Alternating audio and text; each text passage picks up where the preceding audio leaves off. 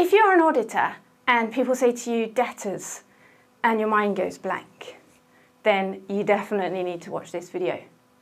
And there's also another reason why you definitely want to watch this video. So if you want to do anything to do with data analytics on accounts receivable. Now, believe me, don't do any data analytics on accounts receivable before you've at least looked at this dashboard.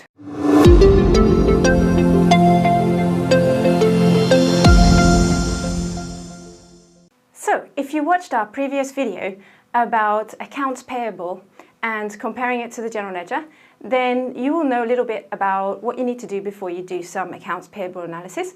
And today we're going to do that, the same thing, but for accounts receivable. So off we go into the data verification tab.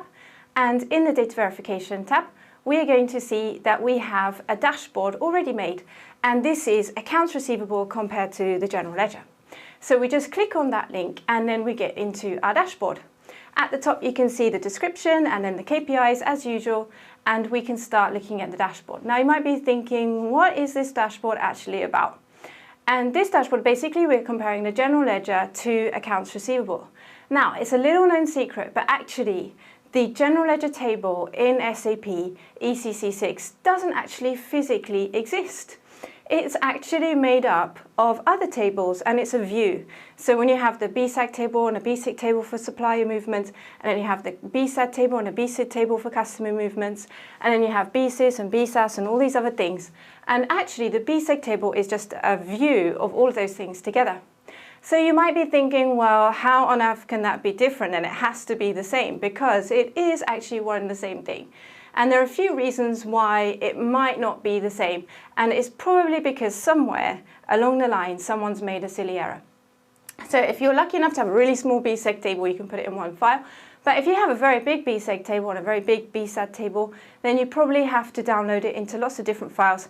And sometimes, often happens that somebody in IT forgets a file, or they might delete a file.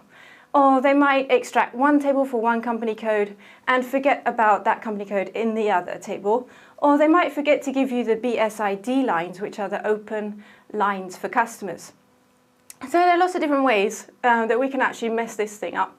And if somebody in your IT department is half asleep, maybe they were playing video games all night and they're not really with it and they can make a mistake. And typically, when I was working in Big Four audit firm, we would find that at least 3 times we would have to ask for the data again because somebody in IT at the client side had actually made a mistake. And usually it was actually to do with the document date. That was like the most common way to make a mistake. So anyway, looking at this dashboard, which only takes us a couple of seconds to look at, and we can see a little sense check in the beginning. So we want to see, do we have more debits than credits? Because customers are usually called debtors, and so we should have more debits than credits if we've sent them more invoices than we've made payments. And then we can see in the bar chart that we've got more differences going on over time towards 2011. And that is because maybe someone has been doing data fix, or maybe there was more pre-posting or something like that. So maybe some change, or just there's more errors in the data as we get across to 2011, but there shouldn't be any errors. So actually you should redo this or get your team to do it again until you've got 0 errors. You should always have general ledger is actually in fact identical to accounts receivable. But if you do have some differences, you might want to have a quick check. So we can click on the graph, we can go down to the detail, we can have a look at the detailed table, and we can see which account is it, which year is it, and what are the numbers and what's happening with those differences. And then we can even click on the little arrow and we can get all of that data out into Excel, and we can have a look at it in Excel, and then we can analyze a little bit more. But at the end of the day, if you are having these differences, then you do want to just go back to your team and say, this should be exactly identical. We should not have any differences between the general ledger and the customer movements. Please, can you do it again until we have 0 differences, and then we will be totally fine for doing our accounts receivable data analysis.